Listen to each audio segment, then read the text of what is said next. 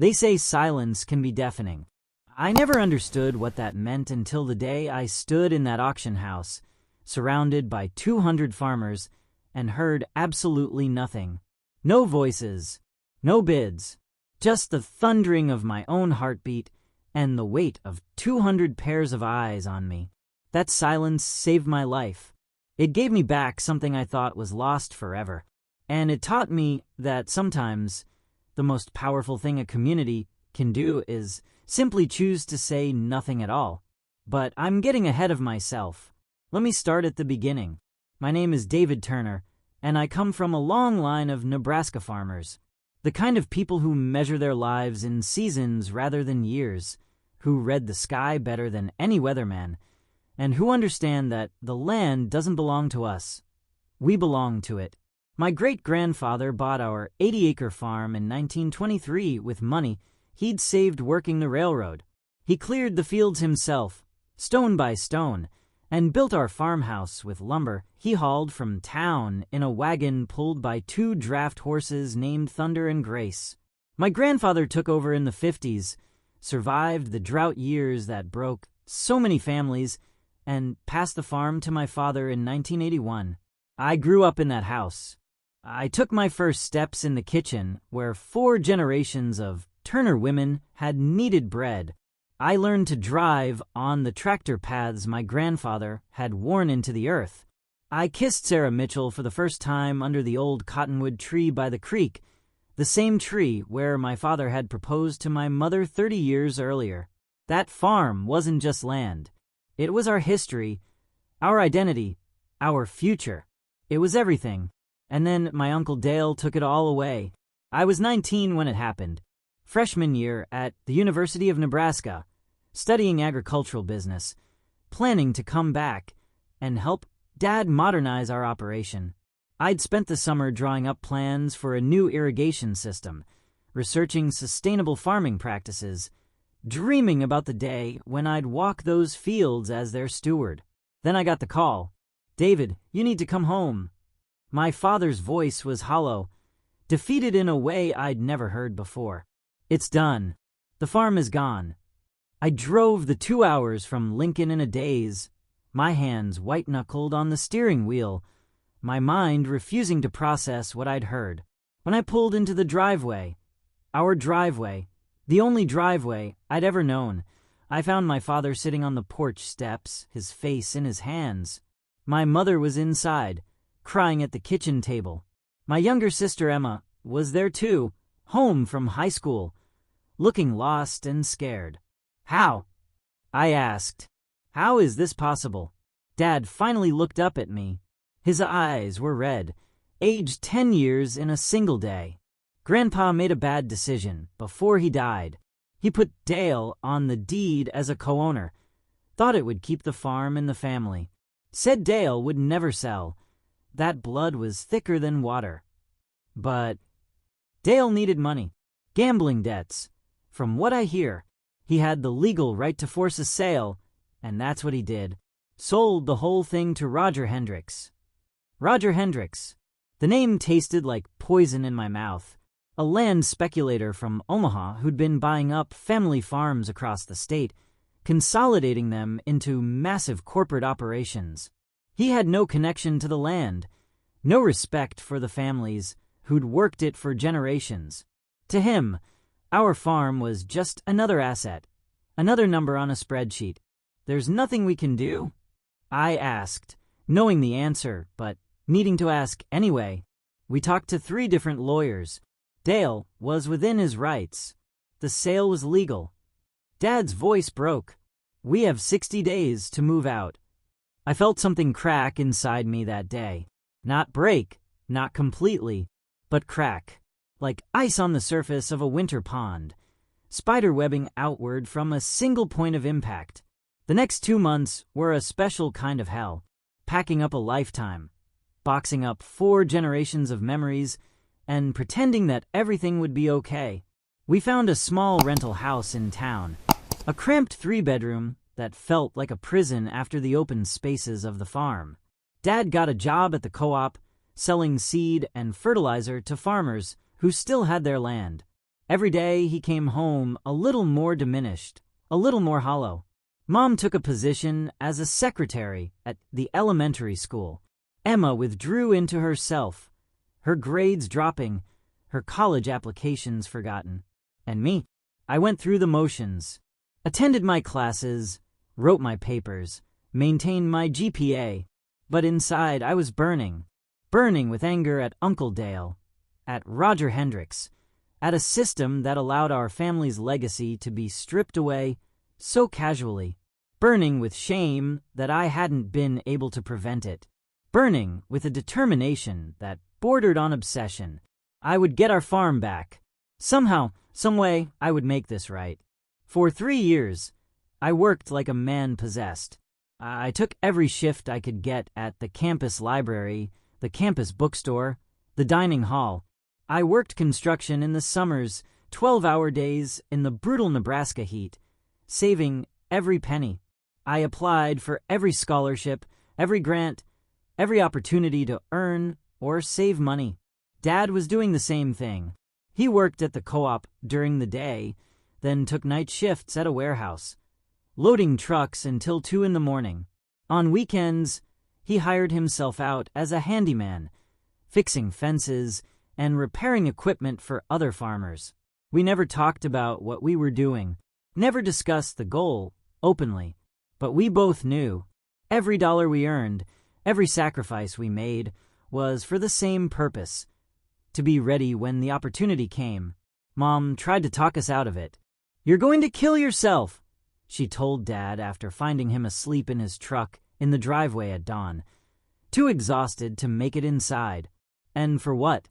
That farm is gone, Tom. We need to accept that and move forward." "I am moving forward," Dad replied quietly. "Forward to the day we get it back. And if that day never comes, then at least I'll know I tried." Emma thought we were crazy. "You're destroying yourselves over a piece of land," she said to me one night during Christmas break of my senior year. "It's not healthy, David. This obsession, it's eating you both alive." "You don't understand," I told her. "Then explain it to me." How could I explain it? How could I make her understand that it wasn't just about the land? It was about who we were. It was about the promises made by my great-grandfather when he cleared those fields. It was about the legacy that ran through our veins like the water that ran through our creek. It was about refusing to let someone take our identity and sell it to the highest bidder. "It's home," I finally said, "and you never stop fighting for home." The call came on a Tuesday in October, 3.5 years after we'd lost the farm. I was in my last semester of graduate school, having pushed through to get my master's in agricultural economics. I was sitting in the library, working on my thesis, when my phone buzzed. Dad's name on the screen. I almost didn't answer. We'd agreed not to interrupt each other during work hours, unless it was an emergency. David. His voice was strange, tight with something I couldn't quite identify. "Hendricks is selling." I stopped breathing. "What?" "The farm. Our farm. Hendricks is liquidating his holdings. The auction is in 6 weeks. My heart started pounding, so hard I thought everyone in the library could hear it. "Are you sure?" "Just got off the phone with Bill Patterson at the auction house. He called to give me a heads up. Said he remembered our family, wanted us to know. Do we have enough?" The question I'd been afraid to ask for 3 years. The question that had kept me awake countless nights. There was a long pause. "I don't know, son. I honestly don't know." 6 weeks had never felt so long and so short at the same time. We counted our money, recounted it. Dad had $47,000 saved. I had $31,000. Together, we had $78,000 in cash. Was it enough? The farm had sold for $285,000 3 years ago, but land prices had risen since then. Similar properties in the area were going for $350,000 or more. We weren't even close, but we had to try. Dad took out a loan against his truck, Another $8,000. I borrowed from my student loan refund, knowing I'd have to pay it back with interest. We scraped together another $3,000. $89,000. Still not enough. Not nearly enough. We could try to get a bank loan, I suggested. Dad shook his head. I've tried. 3 different banks. Without collateral. Without the farm already in our name, they won't loan us enough. We're too high risk. There has to be a way. If there is, I can't see it. Dad looked at me with eyes full of pain. We're going to that auction with $89,000. We're going to make our bid, and we're going to hope for a miracle. The night before the auction, I couldn't sleep. I lay in my childhood bed, the one piece of furniture we'd managed to keep from the farm, and stared at the ceiling. Tomorrow, one of 2 things would happen. Either we'd win back our farm, or we'd lose it forever. There would be no third chance. Once someone else bought it, that was it. Game over. I thought about my great-grandfather clearing those fields, about my grandfather surviving the drought, about my father teaching me to drive the tractor, his hands steady on mine, showing me how to keep the rows straight. I thought about Sarah Mitchell, who I'd reconnected with during my last year of college. She'd waited for me, even as I'd poured every hour into work and saving money. She'd understood what I was fighting for, because she came from farming people too. She'd seen her own family's land sold off piece by piece. Whatever happens tomorrow, she'd told me that evening, holding my hands in hers, you fought for what matters. That counts for something. But what if fighting wasn't enough? What if we walked into that auction house with our $89,000 and watched someone else casually bid twice that amount? What if we had to stand there and watch our home, our history, our legacy get sold to another stranger who saw it as nothing more than an investment?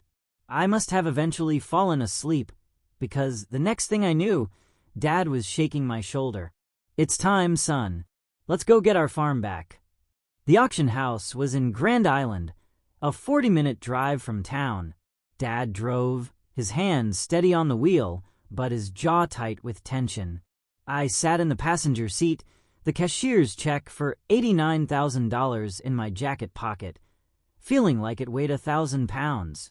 We didn't talk. There was nothing left to say. When we pulled into the parking lot, I felt my stomach drop.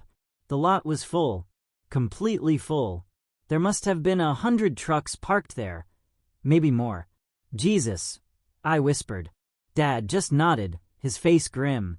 We found a spot at the very back of the lot and walked toward the building. The auction house was a large metal building, the kind you might use for livestock sales or equipment auctions. Inside, rows of folding chairs faced a raised platform where the auctioneer would stand. A table to the side held coffee and donuts, and a board listed the properties up for sale that day. Our farm was lot number 7, but it was the people that made my heart sink into my shoes. The room was packed. Every chair was filled, and more people stood along the walls. I recognized faces, neighboring farmers, people Dad had known for years, acquaintances from the co-op. But there were strangers too, men in suits with briefcases, investors, land speculators, people with a lot more than $89,000. Dad, I started, my voice cracking. I see them, he said quietly. Doesn't matter. We're here to make our bid, and that's what we're going to do. We found 2 empty spots along the back wall and settled in to wait. The auction started at 10 o'clock. It was 9:15. Those 45 minutes felt like years. I watched the room fill up even more. I counted heads, somewhere around 200 people. I studied faces, trying to gauge who might be interested in our property, who might have the money to outbid us. A man in an expensive suit stood near the front, talking on his cell phone. He looked like money, corporate money, Hendricks money. 3 rows ahead, I saw Jack Morrison, who owned the farm adjacent to ours. Jack was a good man, a hard worker. He'd also expressed interest in expanding his operation. He'd certainly bid on our land. Near the refreshment table, a couple I didn't recognize were studying a packet of information, pointing at what looked like property maps. They looked serious. They looked prepared. My hands were shaking. I clasped them together, trying to steady myself. Dad noticed. He put his hand on my shoulder. "Whatever happens." "Don't," I interrupted. "Don't say it. We're going to win. We have to." The auctioneer took the platform at exactly 10 o'clock. He was a weathered man in his 60s, wearing a BOLO tie and a Western-style blazer. His name was Frank Jameson, and he'd been auctioneering in Nebraska for 40 years. "Folks, thank you for coming out today," he began, his voice carrying that distinctive auctioneer's rhythm. "We've got 15 properties on the docket, so let's get started. Lot number 1. I barely heard the first 6 auctions. Properties sold for amounts that made my head spin. A 40-acre plot went for $240,000. A 100-acre farm with a house and outbuildings sold for $480,000. The bidding was fierce, competitive, ruthless. We were so screwed. Lot number 7, Frank finally announced, and my whole body went rigid. 80 acres, good soil, established irrigation, includes original farmhouse and 2 outbuildings. This is the old Turner property. For those who know it, we're going to start the bidding at $250,000. Do I hear $250,000? Time seemed to slow down. I looked at Dad. He looked at me. We had rehearsed this moment 100 times. We'd agreed that I would make the bid, since I was younger and stronger and less likely to have a heart attack from the stress. I raised my hand, my voice surprisingly steady. $250,000. Frank nodded, pointing at me. I've got $250,000 from the young man in the back. Do I hear $260,000? $260,000. This was it. Someone would counter. Jack Morrison would bid. The suit would bid. The couple with the maps would bid. Someone would counter, and then someone else, and the price would climb and climb until it was so far beyond our reach that we'd have no choice but to stand there and watch. I held my breath. Frank scanned the room. $260,000? Anyone? This is prime farmland. Folks. Good water rights. Established access. $260,000. Silence. Complete, total silence. I frowned, confused. Why wasn't anyone bidding? Frank tried again. $260,000? Do I hear $260,000? Going once at $250,000. Still nothing. Not a word. Not a movement. I glanced around the room, trying to understand what was happening. Jack Morrison was staring straight ahead, his arms crossed, his face neutral. The suit was looking at his phone, suddenly disinterested. The couple was studying their shoes. Nobody was bidding. Going twice at $250,000, Frank called out, his voice echoing in the silent room. My heart was pounding, so hard I thought it might burst through my chest. What was happening? Why wasn't anyone? And then I saw it. A slight nod from Jack Morrison toward me. A small smile from Martha Henderson, who'd been friends with my grandmother. A wink from old Pete Schultz, who'd taught my father how to fix tractors when he was a boy. They knew. They all knew who we were, what the farm meant to us, what we'd lost. And they were choosing, deliberately and collectively, not to bid. 200 farmers, land investors, neighbors, and strangers, all making the same impossible choice. They were giving us our farm back. $250,000, going 3 times. Frank raised his gavel. He paused, his eyes sweeping the room one final time. $260,000? No. All right then. The crack of the gavel was the loudest sound I'd ever heard. Sold. Lot number 7 sold for $250,000 to bidder number. Frank consulted his sheet. Bidder number 42. I stood there, frozen, unable to process what had just happened. Dad grabbed my arm. David, we won. We got it. We got our farm back. I don't understand, I whispered. Why didn't anyone else bid? But I did understand. I understood completely. The next few minutes were a blur. We had to pay the full amount, our $89,000 plus an emergency loan we'd arranged that would kick in if we won. We signed papers, shook hands with Frank, received the deed to our farm, to our home. I held it in my shaking hands, staring at the words until they blurred. When we stepped out of the auction house, people were waiting for us. Jack Morrison was first. He walked up to my father and stuck out his hand. Welcome back, neighbor. Dad shook it, tears streaming down his face. Jack, I thank you. I don't know how to thank you. No thanks needed. That farm belongs to your family. Always has, always will. Martha Henderson was next, pulling both of us into a hug that smelled like fresh bread and lavender. Your grandmother would be so proud, she whispered. Pete Schultz clapped me on the shoulder hard enough to make me stumble. You did good, kid. Now don't screw it up. They kept coming, one after another, farmers and neighbors and people I'd never met, shaking our hands, offering congratulations, welcoming us home. The man in the suit, the one I'd been so worried about, stopped in front of us. Up close, he looked younger than I'd thought, maybe in his 40s. I represent an investment group out of Omaha, he said. We'd authorized me to bid up to $400,000 on your property. My stomach dropped. $400,000? Yes. But when I saw what was happening in there, what everyone was doing, he shook his head, a slight smile on his face. That's the most beautiful thing I've seen in 20 years of doing this job. You've got a hell of a community here. Congratulations. He walked away before I could respond. Sarah found me as the crowd was thinning out.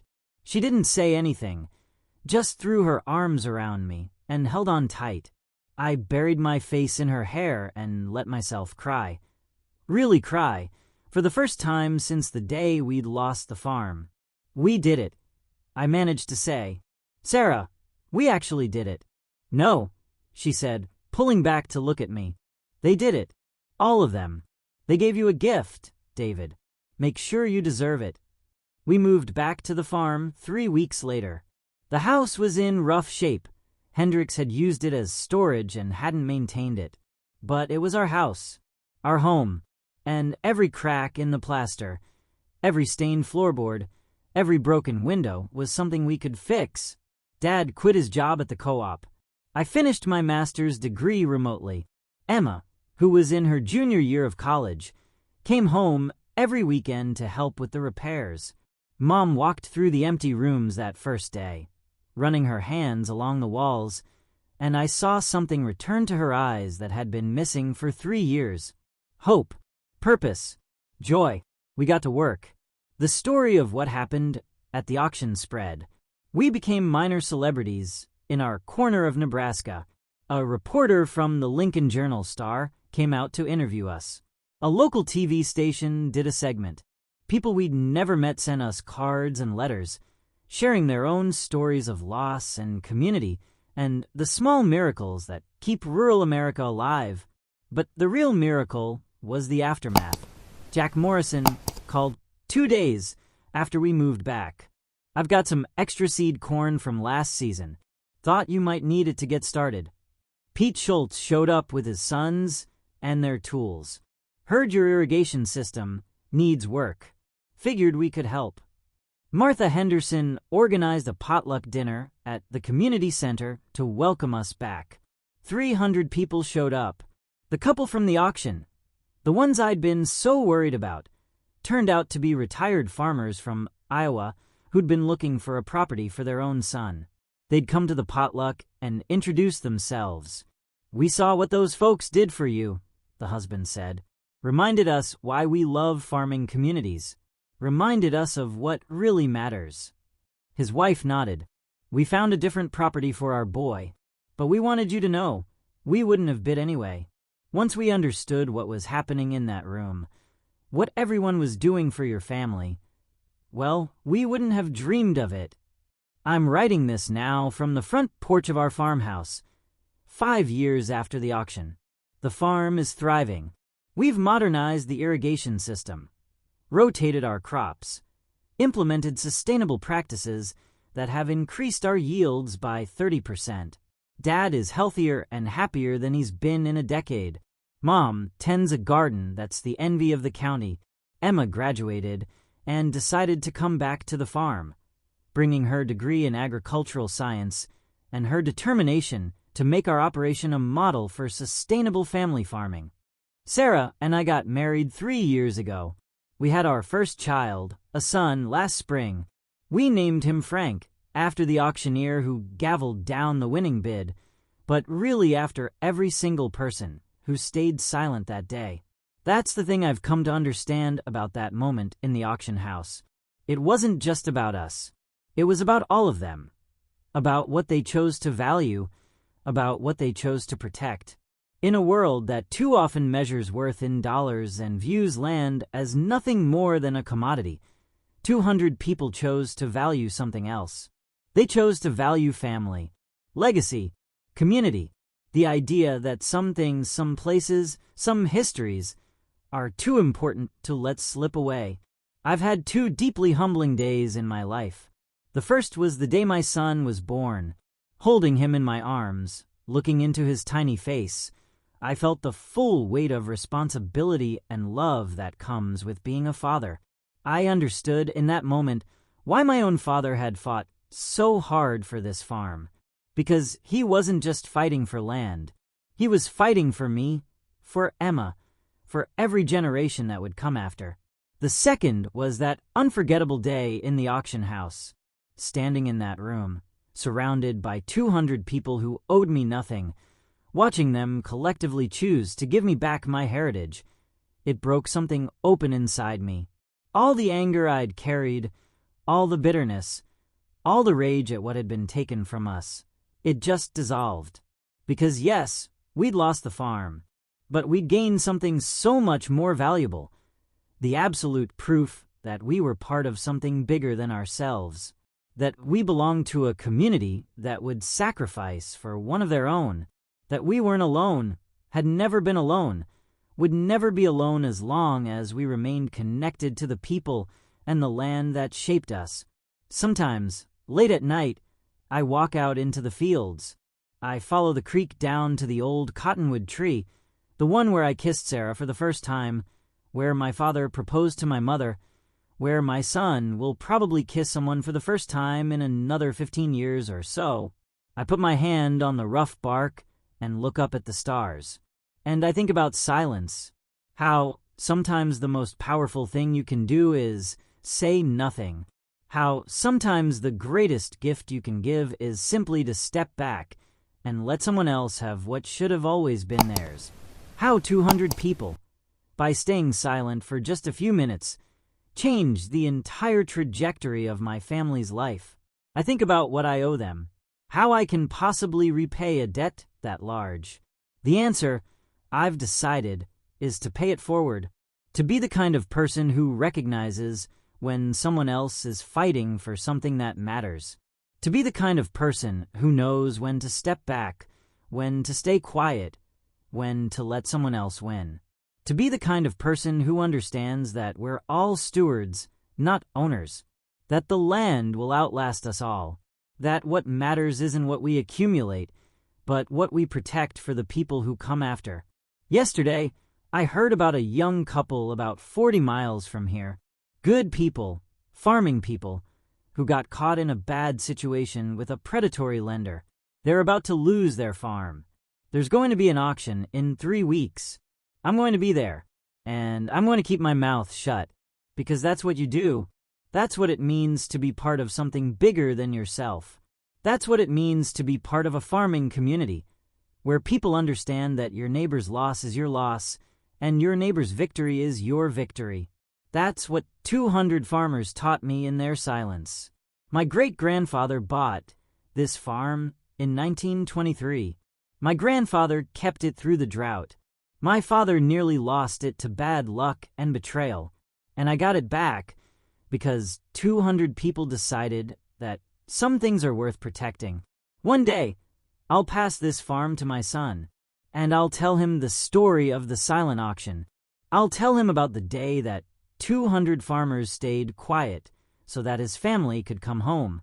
And I'll teach him what they taught me, that the land doesn't belong to us, we belong to it, that we're part of a chain stretching backward to people we never knew and forward to people we'll never meet, that our job is to protect that chain, to strengthen it, to make sure it never breaks. I'll teach him about community, about sacrifice, about the kinds of values that can't be measured in dollars, but that are worth more than any amount of money. I'll teach him about silence, and how sometimes it's the loudest, most powerful sound in the world. Because that's what I learned in that auction house 5 years ago. That's what my father learned. That's what we'll pass down through the generations, along with this farm, along with this land, along with this home that 200 people decided to give back to us. That's the real crop we're growing here. Not corn, not soybeans, but something more fundamental, more essential, more vital to survival. We're growing community. We're growing connection. We're growing the kind of world where people still choose to take care of each other, even when nobody's watching, even when there's no reward, even when silence is the hardest thing to maintain. And as long as we keep growing that, as long as we keep protecting that, as long as we keep teaching our children the lesson that 200 farmers taught me in their silence, we'll be okay. This land will be okay. And this chain, this beautiful, unbreakable chain of community and sacrifice and love that stretches across generations, will hold strong. That's my promise. To them, to my family, to this land, to every person who stayed silent so I could speak, to every person who stepped back so I could step forward, to every person who gave me the chance to come home. I won't waste it. I won't forget it. And I'll spend the rest of my life making sure I deserve it. That's what the silence taught me. And that's a lesson I'll carry for the rest of my life.